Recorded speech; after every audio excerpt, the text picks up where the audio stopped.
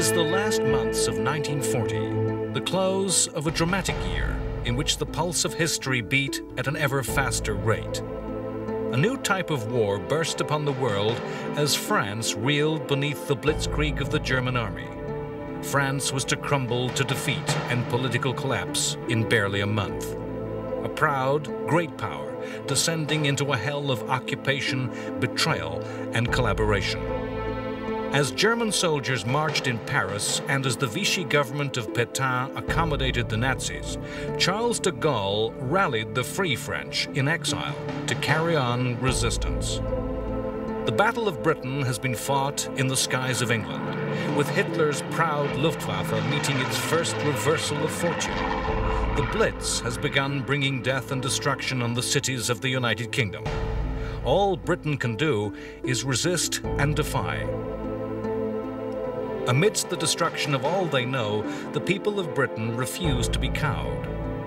Abandoning his plans for invasion, Hitler seeks to weary Britain with an incessant grinding bombing, and to drive Britain to despair by widening the war, surrounding her with ever more enemies.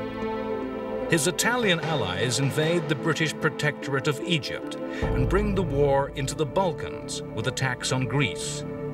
The Greek nation, in bold defiance, resists the invasion and turns the tables upon the Italians in a series of thrusting counterattacks. In America, Franklin Roosevelt wins a third term, promising to keep America from the war. In the coming months, as the war grows even larger, it'll be even harder for the United States to remain apart from the turmoil which tears apart the globe.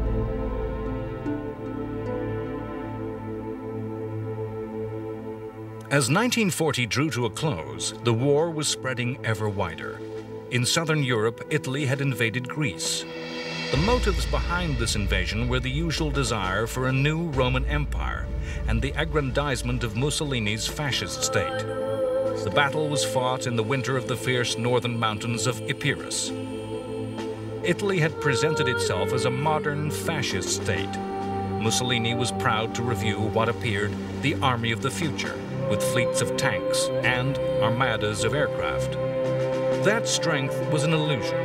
Italy had neither the wealth nor the industrial infrastructure to create true strength. Time and time again, the Italian armies would prove by far the weaker half of the Axis partnership, inadequate to deliver the boasts and promises of the Italian leadership.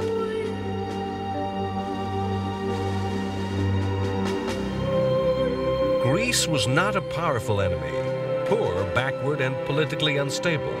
Although itself ruled by a dictatorship with extreme right-wing politics, Greece was nonetheless pro-British and in alliance with Britain and France from April 1939. Presented with Italian demands and threats, the Greek dictator Metaxas, though unpopular, caught the spirit of the Greek people with one-word rejection: "Aki," no. A rebuff that provoked invasion. The invasion by the Italians descended into farce. The invaders were quickly driven back. In just days, the Greek army was pushing into Albania and occupying a large area of formerly Italian territory. With the arrival of winter, the two armies settled into inactivity, but the stage was set for the Balkans to become a dramatic arena of war. Germany's attention was still distracted by Britain and her empire, still a difficult thorn in the side of Hitler, a potential threat. Hitler's planned strategy of invading the British Isles had crashed with the planes of the Luftwaffe during the Battle of Britain. The invasion was cancelled. The invasion fleet dispersed. The new strategy aimed to defeat Britain via the Blitz, massive, heavy bomber attacks against the civilian and industrial targets of the UK. Waves of bombers would strike at night with high explosives and incendiary firebombs. The incendiary attacks were particularly devastating. Aircraft could shower thousands of small bombs, swamping and overwhelming fire services. The fires started becoming beacons to guide following waves of attacks through the darkened blackout. The German plan was to weary the British people, make them tire of the war. nighttime attacks were essential to preserve the planes of the German Air Force after the heavy losses of the Battle of Britain. Each morning, the people of Britain would awake to discover who had been killed and who had lost their homes the previous night. In late 1940, the weight of German attacks was switched from London to the provincial cities of the UK. In the wider framework of history, the weight of bombs falling on the UK cities was not great. Later in the war, a higher tonnage of explosives would fall in single nights on single German cities than was used against London in the whole war. The strategy of bombing Britain was just part of Hitler's plan to break British will. The Nazis also sought to stretch Britain to surrender by applying pressure on many fronts, from many directions.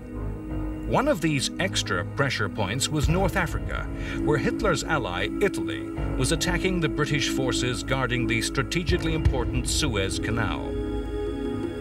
As with Mussolini's Greek tragedy, the fascist forces could not deliver the promises and arrogance of the Italian dictator. The huge armies that Italy had thrown against the British had advanced but a small way into Egypt and then halted at a place called Sidi Barrani to cautiously and timidly await supplies and reinforcements. Early in November, the British Army of the Nile had mounted a massive counterattack, even though vastly outnumbered by the Italians, 300,000 men compared to the British 50,000.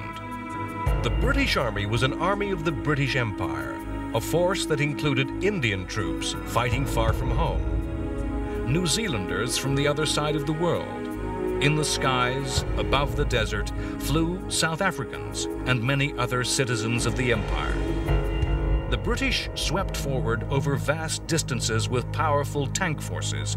In the next 2 months, the British destroyed a total of 9 Italian divisions, captured 138,000 Italian prisoners, destroying and taking hundreds of tanks and guns. To a Britain that had been bombarded physically by air assault, bombarded emotionally by news of British troops in seeming constant retreat, the ranks of captured Italians, their dejected columns stretching for miles under the orders of British soldiers, was a glad sight.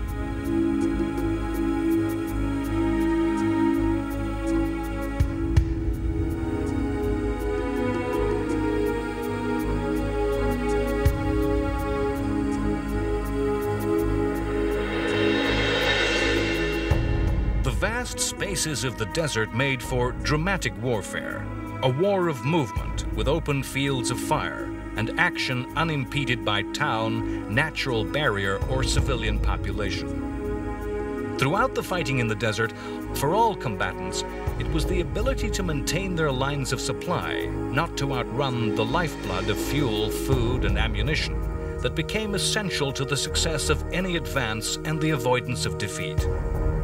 It was because of poor supply that the Italians had halted to await a British attack. It was logistics that caused the British to eventually, in the first month of 1941, bring their advance to a halt. The British consolidated. They had captured towns and ports to hold and garrison.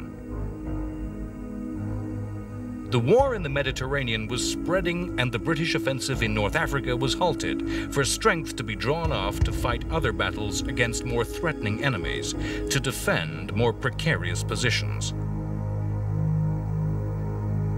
As the British people struggled through rubble of their towns and cities, time and time again, it was to be repeated that the British can take it. The British reply to the German strategy was one of simple resistance and endurance. November 15th saw one of the most notorious and unforgotten raids of this time, when the Luftwaffe destroyed the English Midlands city of Coventry. The city's medieval cathedral was reduced to rubble, and many factories making munitions, engines to power tanks and aircraft and other war supplies were all destroyed. 60,000 of the city's 75,000 buildings were badly damaged in some way. 450 German aircraft made the attack. Only 120 sorties were flown in opposition. and the city had only 40 anti-aircraft guns. Only one German plane was lost. Much history has been devoted to the value of air power in the Second World War.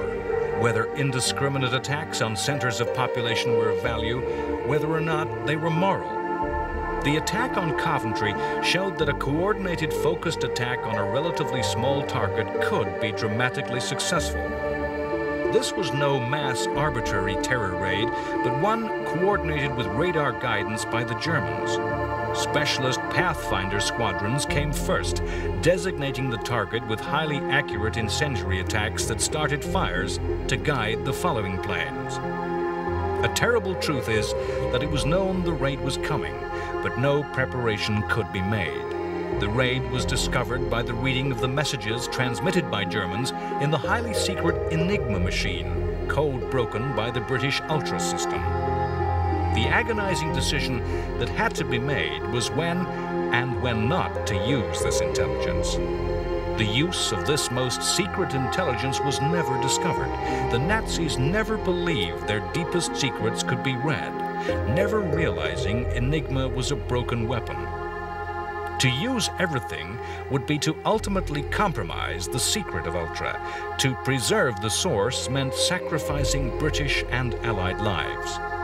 Coventry became a stepping stone in the escalation of the inhumanity and savagery of war. The RAF would revenge Coventry. Britain had no means of striking back at Hitler. The Germans held the strategic initiative, and every move would be of Hitler's choice. British Prime Minister Winston Churchill knew that the only path that led to British victory, rather than simple survival, was involving the United States. And all British diplomacy was to this end. President Franklin Roosevelt had resolutely attempted to keep the United States neutral. Though Roosevelt had won the 1940 election on the promise that his country would not go to war, the American president realized that the gap between the Axis and America was widening, that a world dominated by the fascist powers was not a world to which America belonged. In a broadcast to the American people at the close of 1940, Roosevelt declared his belief that America had to play a part in the war, that the United States should become the arsenal of democracy. There is less chance of the United States getting into the war if we do all we can to support the nations defending themselves than if we acquiesce in their defeat. And that the United States should support all those who struggle to preserve the four freedoms: freedom of speech, freedom of religion, freedom from want, freedom from fear. As Britain and America moved closer together, Hitler's ally Mussolini was proving more and more of a weakness than a strength. The fighting in Greece had proven disastrously humiliating, with the Italian invasion thrown back in retreat. Catastrophe loomed in North Africa, threatening the loss of the entire Italian North African colony of Tripoli. The failures of the Italian armies in these campaigns were to be key events in the war. The list of Italian defeats went on and on. On January 4th, 1941, the fall of the Libyan fortress and port of Bardia brought the surrender of 45,000.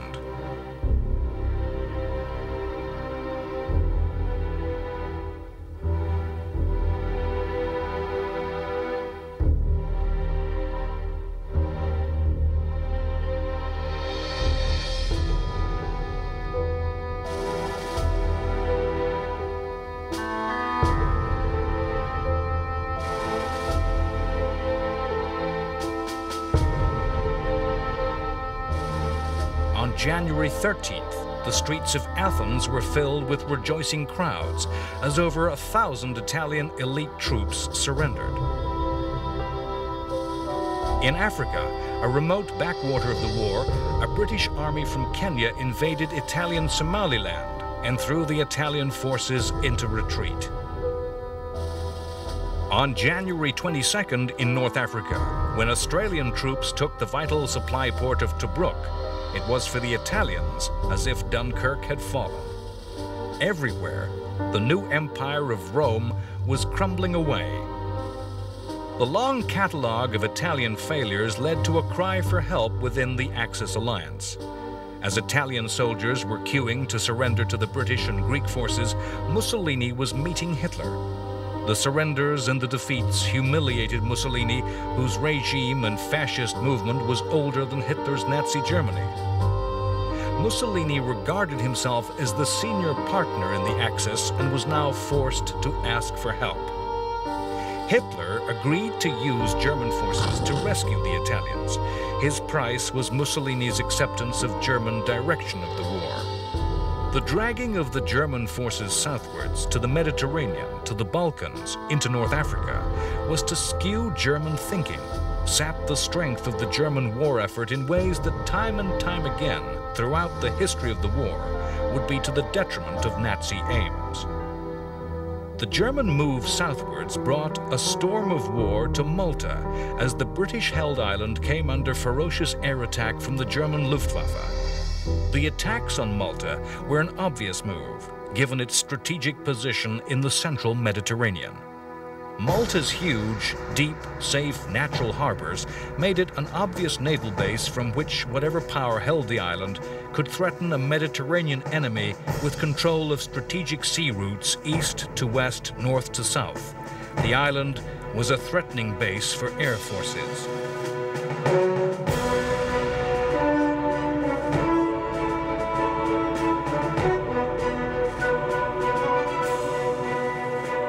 Britain had controlled the island for over 100 years and saw their colony as central to their Mediterranean strategy. It was a fortress with several airfields and a huge naval dockyard, and was an outpost in every sense. Only 95 kilometers from Italy, yet 1,600 kilometers from the nearest British base. The Axis alliance sought to destroy Malta from the air. That they never succeeded in neutralizing the island proved fatal to their strategy. Malta had been attacked from the very start of the war with Italian aircraft, for a time defended by just 3 obsolete biplanes. When the war spread to North Africa, the Luftwaffe arrived in Italy to assist the fighting. From January 1st, 1941, air raids began. For the next 7 months, there was to be just one 24-hour period in which no air raid was made. Twice as many bombs as fell on London during the Blitz were hurled upon Malta in just 2 months. The aim was to starve the island into submission. Incessant raids drove the island's civilian population of over 250,000 to live underground. A blockade by Axis air forces prevented Britain sending convoys of ships with supplies of war. The siege was to last for 2.5 years. Malta had been captured for Britain by the navy of Lord Nelson. Late 1940 saw a classic naval action in that Nelsonian tradition. A daring attack was made against the Italian fleet as it lay at anchor in the southern Italian port of Taranto. The Italian Admiralty had tried to avoid action, fearing to risk their great ships.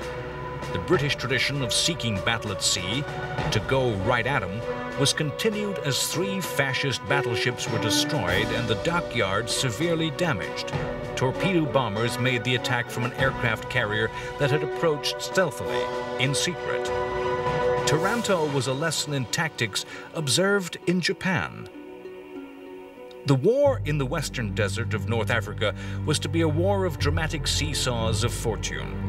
In 1941, in February, the Italian appeal for German help in their desert campaign was met with the creation of a legend. German forces, small compared to the number of men involved elsewhere in the war, were landed in North Africa. This was the Africa Corps, the commander, Erwin Rommel.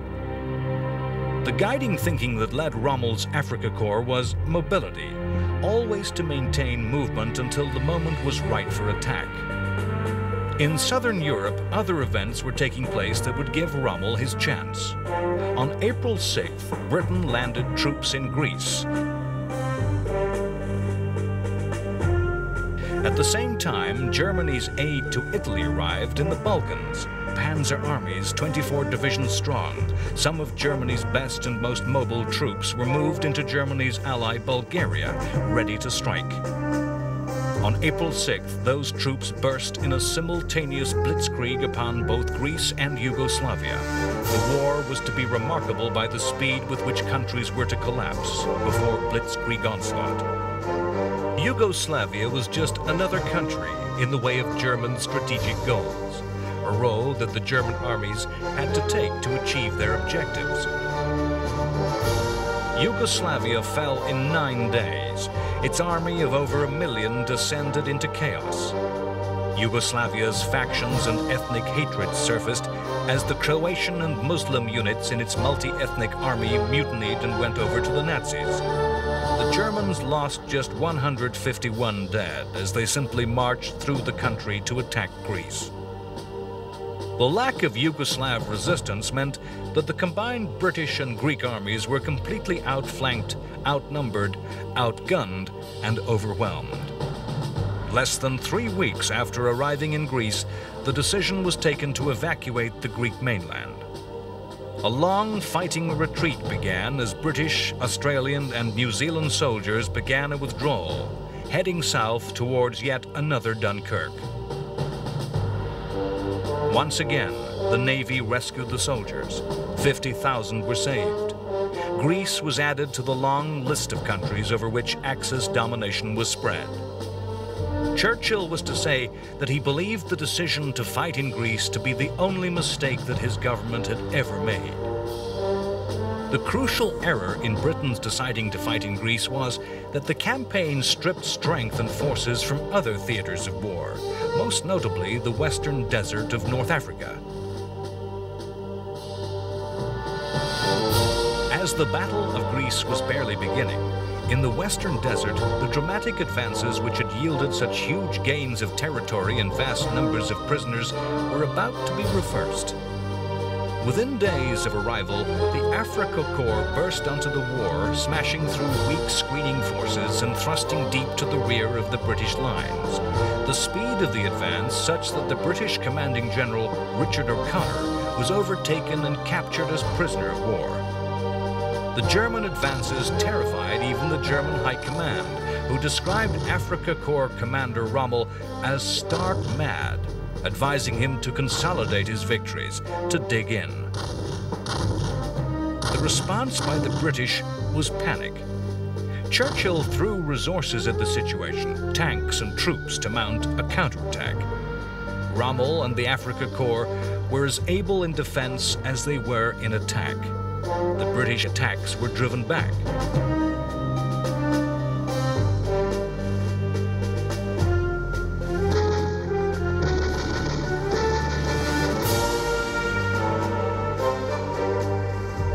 The British forces reeled backwards and both armies paused, awaiting the next blow from the Germans. British panic as the offensive turned to defeat brought the first of a series of desperate changes of command as Churchill sacked General Wavell, his commander in the Middle East. In the coming year, British general after British general were to pit their wits against Rommel. On the other side of the world, events were taking place that were to have a dramatic and devastating effect on the war, on the whole course of Chinese history. China had been the scene of a protracted war since the 1930s. Indeed, some historians hold that World War II really started in 1937, as China struggled to resist the forces of the Empire of Japan. Japan wished to absorb China within the Greater Asia Co-Prosperity Sphere. Masquerading as an alliance against European colonial exploitation, the Co-Prosperity Sphere was, in reality, a mechanism by which the resources of Asia were exploited by Japan.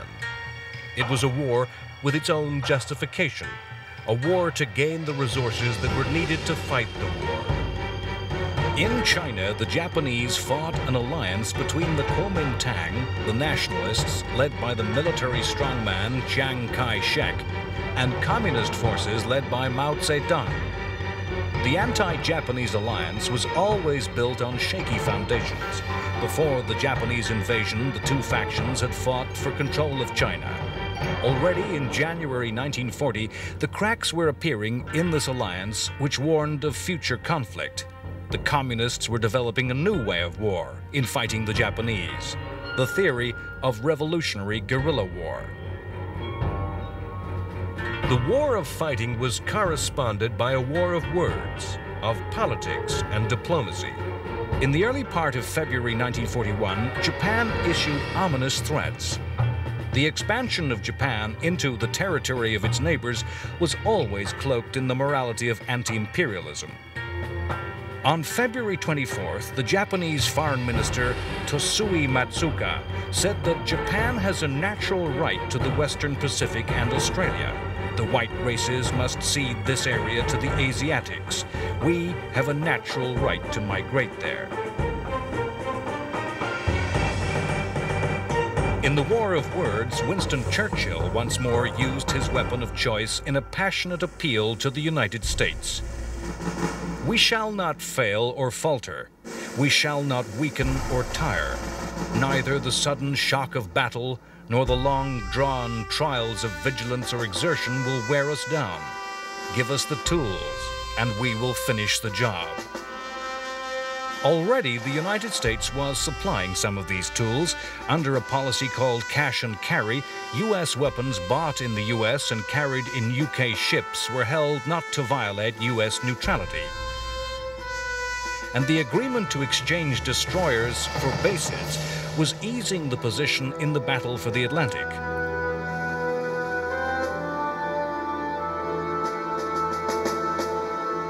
In March 1941, U.S. support moved to new levels. Roosevelt signed into law the Lend-Lease Bill. Lend-Lease enabled the president to send weapons, munitions, aircraft, machinery, and designs to any country whose defense he felt essential to the well-being of the United States. Essentially, the bill gave Britain a blank checkbook to fight the war with American industrial wealth. At the same time, America stopped supplies to Germany of the strategic materials of the specialist resources needed for weapons systems. That the isolationist sentiment of the American Congress was overcome was a sign that American government and people were starting to realize that they had to support the democracies of the world, that the collapse of the British Empire would mean global chaos. Lend-Lease enabled President Roosevelt to make good use of his pledge for America to become the arsenal of democracy. At the same time as the U.S. was supplying the stuff of war, Britain was further mobilizing and using its store of human talent to the full.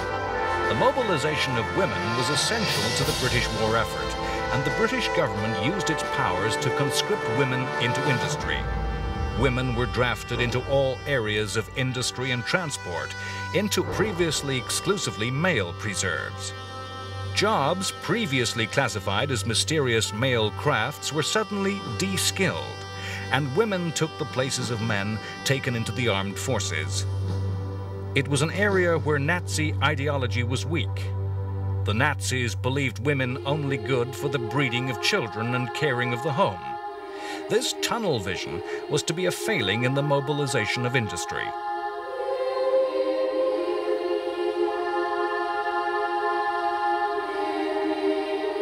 The spring of 1941 once more saw the resumption of heavy air attacks against Britain's cities, continuing the policy of terror against the British population. Once again, this psychological attack upon the will of the British people was spun into reverse by the British media, as both Buckingham Palace, the home of the British royal family, and the Houses of Parliament were hit.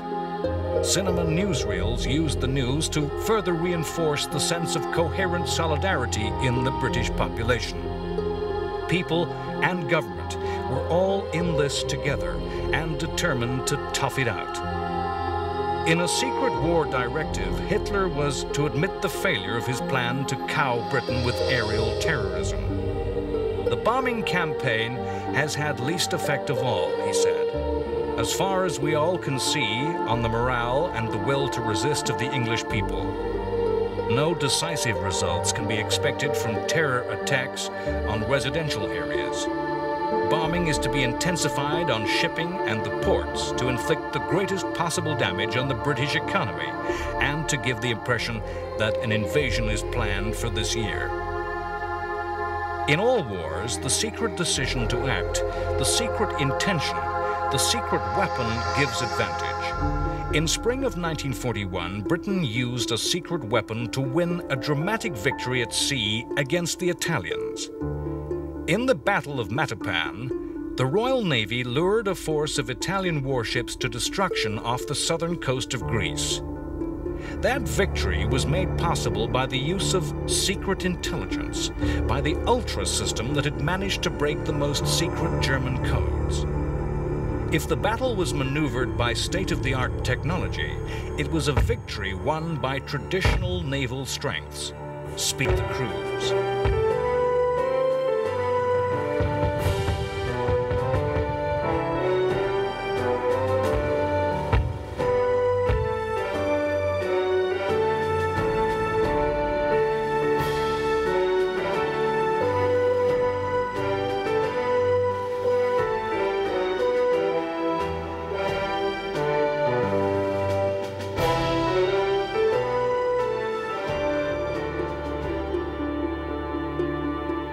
On May 10th, one of the strangest episodes in the story of the war occurred.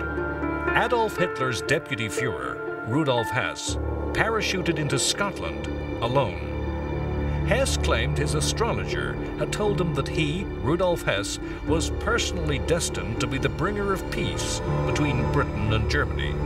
Hess claimed that in return for a free hand in Europe, Britain would be allowed to retain her empire. The offer was rejected, and Hess was to spend the rest of his life in captivity.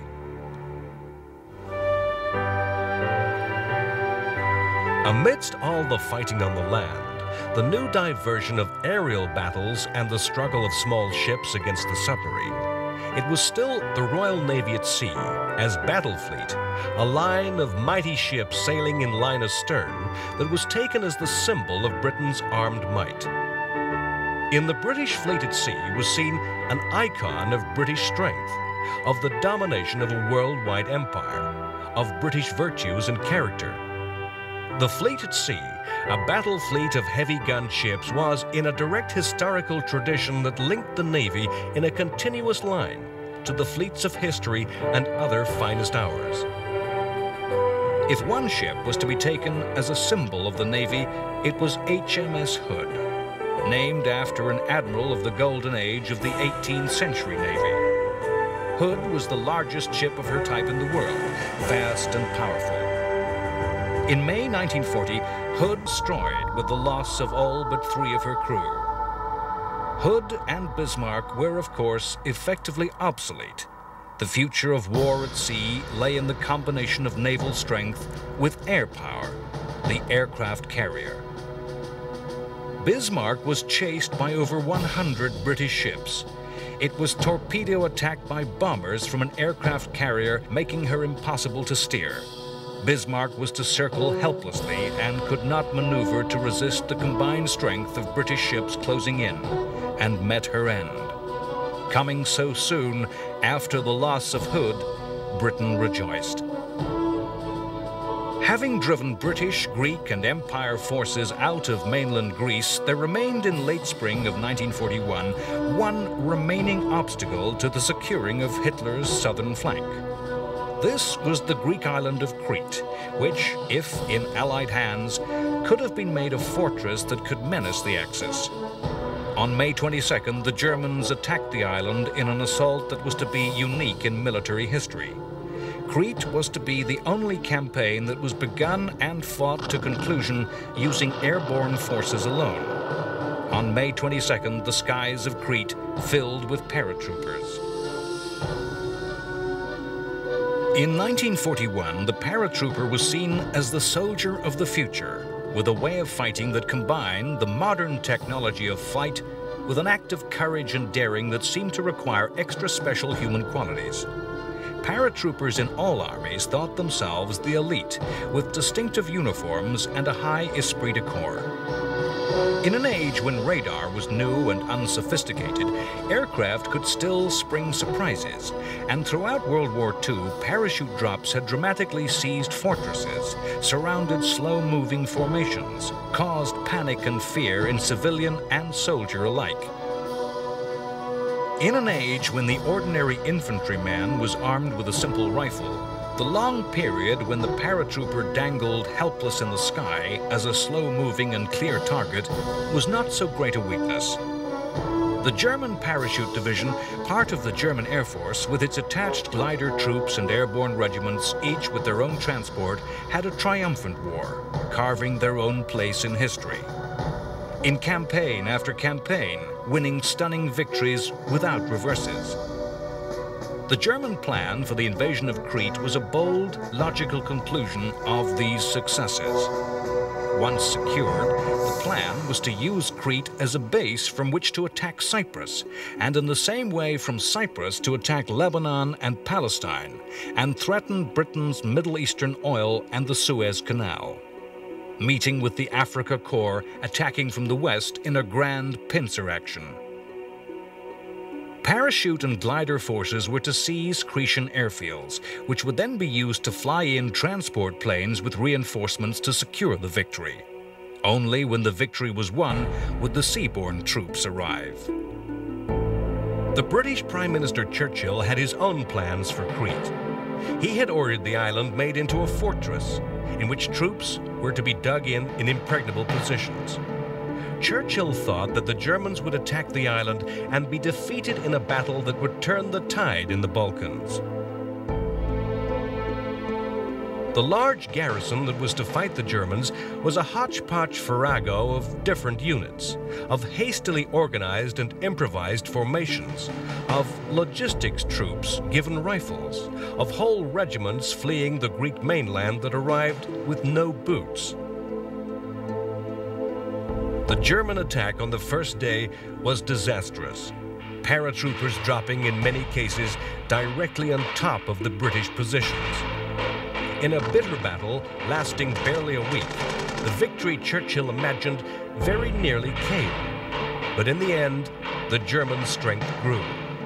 And once more, the Navy was called upon to arrange the escape of an army. The bedraggled troops threaded their way over the mountains of Crete to escape. However, German losses in Crete were so high that the parachute forces were never again used as an independent force.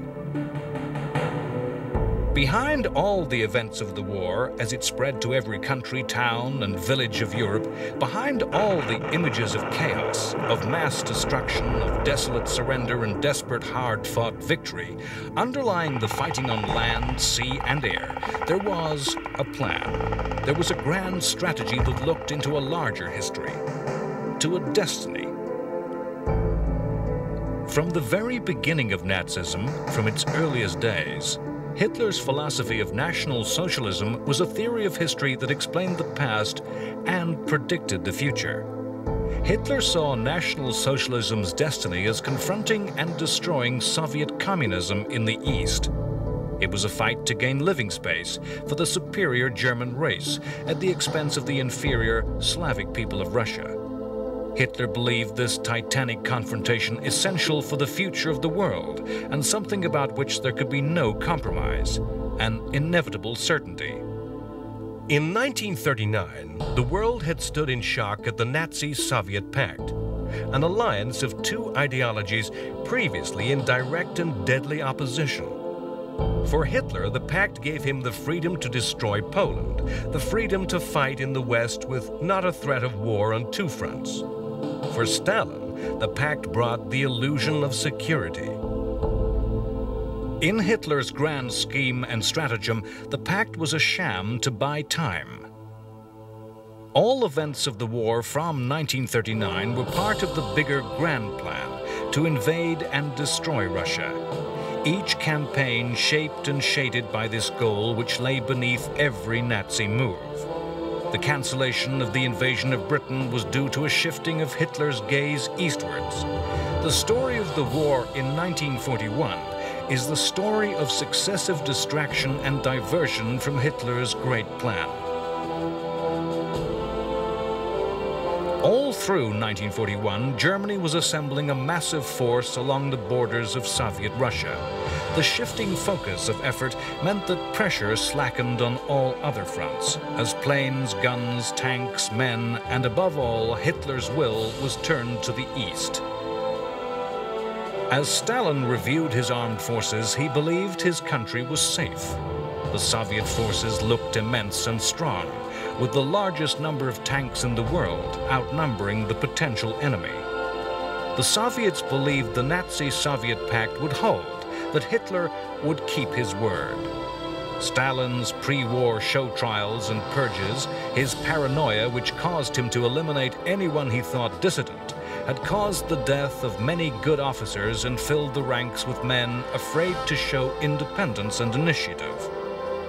The Russian forces were filled with political commissars, placed to ensure the reliability and loyalty of the troops to communism. Stalin was obsessed with territory and deployed his vast resources to ensure that no areas gained in his grab of Poland would be lost. Against all military sense, his armies were deployed along his western border, defending every turn and twist of the line on the map with no consideration for natural defensive positions of terrain or of defense in depth. In June 1941, it was clear that the war was coming. Russia was warned by British intelligence that German forces were being transferred east, that 3.6 million German soldiers, 3,350 tanks, and 2,000 aircraft were massed upon the German-Russian frontier. Stalin refused to believe an attack was close, even when a defector revealed the exact date and start time, June 22nd at 4 a.m. On that day, the largest force of war ever assembled in the history of the world moved. Hitler called his plan Operation Barbarossa, after the medieval German emperor who led German armies to the east centuries before. Barbarossa consisted of 3 attacks. Each followed a historical invasion route. In the north, a thrust was made along the coast towards Leningrad, modern-day St. Petersburg. In the center, the most powerful attack was aimed at the Russian capital and the encirclement and destruction of vast numbers of Russian troops. The third, southern thrust, was a stab at the Ukraine, the heart of the Soviet Union's agricultural, industrial, mining, and oil-producing area in southern Russia. The attacks were to the classic blitzkrieg formula of heavy air bombardment with powerful deep attacks by tanks and motorized infantry, encircling the enemy, who could then be destroyed by slower-moving infantry. Apart from marshes to the central area of the frontier, no natural barrier lay in the path of the Germans and their goals. The vast space of Russia offered terrain ideal for armored warfare. In autumn and spring, heavy rains turned the mostly dirt roads to mud. However, in the dry heat of the Russian summer, the vehicles rolled forward easily and quickly. It's hard to conceive of the massive numbers involved in the eastern fighting. Mass surrenders and defeats on a scale never before seen. Many hundreds of thousands of men were captured.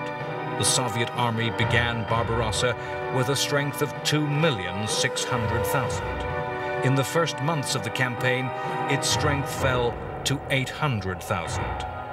Moreover, the battles were fought with a ruthless brutality probably unknown in Europe since Christian armies defended the continent from Muslim Ottoman Turks. Encircled, surrounded Russians fought with a tenacious despair that even the most stubborn and determined French soldiers had not shown. The Germans showing ferocious lack of pity that no Western soldier had yet to face. The soldiers of Germany took their lead from Hitler, who on March 30th said, "The war against Russia will be such that it cannot be conducted in knightly fashions.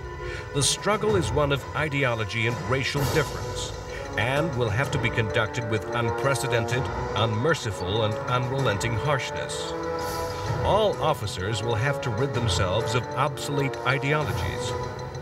I know that the necessity for such means of making war is beyond the comprehension of generals, but I insist that my orders be executed without contradiction.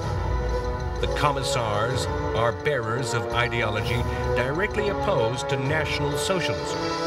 Therefore, the commissars will be liquidated. German soldiers guilty of breaking international law will be excused. Russia has not participated in the Hague Convention and therefore has no rights under it.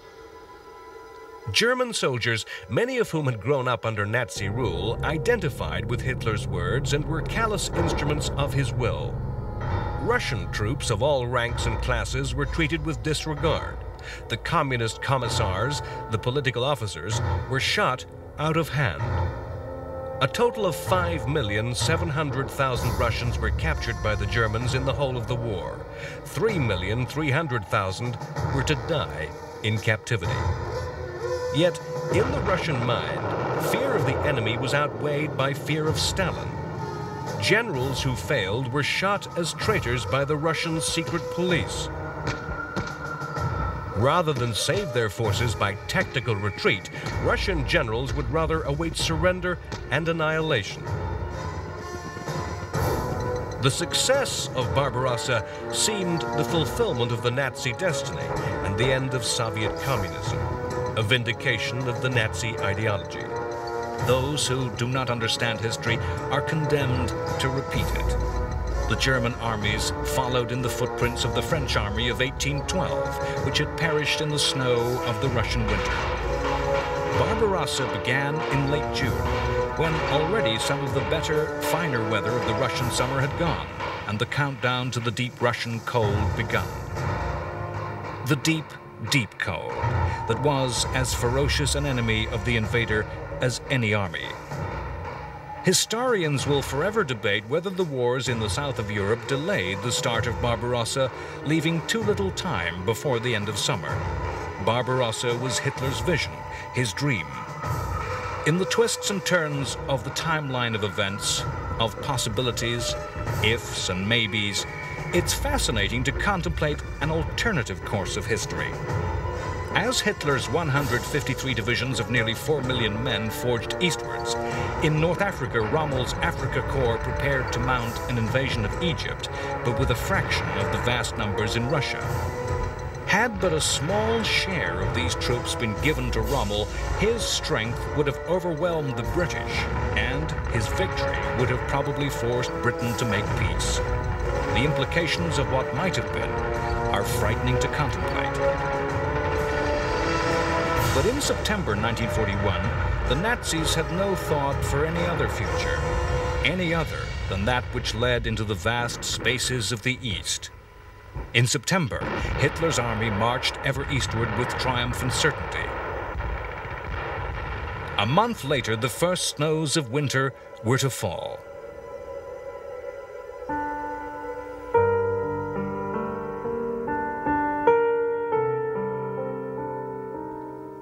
Next time on World War II, The Complete History, the terrible drama of Barbarossa unfolds with the German armies at the gates of Moscow. Stalin orders the destruction of the very fabric of the Soviet Union before the advancing Germans, and the Russian winter throws its icy grip round the armies of the Third Reich. As America marches on the path to war, an old soldier, Douglas MacArthur, is recalled to the service of his country. Britain and America move closer to alliance as the U.S. Navy begins to take active involvement in fighting German U-boats in the North Atlantic. In the constant fencing of diplomacy around the war of words that went hand in hand with the fighting, Stalin urges his Western allies to start a second front. In the Far East, Japan continues its ever more belligerent attacks upon the European powers in Asia. In a last desperate move to preserve peace, U.S. President Roosevelt appeals directly to Japanese Emperor Hirohito. While politicians talk peace, the fleet of the Japanese Empire secretly approaches the Hawaiian Islands and the U.S. base of Pearl Harbor, its aim to knock the U.S. Navy out of the Pacific War. The strain breaks, and on what Roosevelt is to call the Day of Infamy. As the U.S. fleet lies at anchor, the planes of the Japanese Navy burst out of a morning sky to rain death and destruction. Sane minds in Japan already know it is a desperate gamble for the Japanese Empire, that a war must be won quickly or lost to the industrial might of America. On the same day, Germany declares war upon the United States, and the fates of both Nazi and Japanese empires are sealed.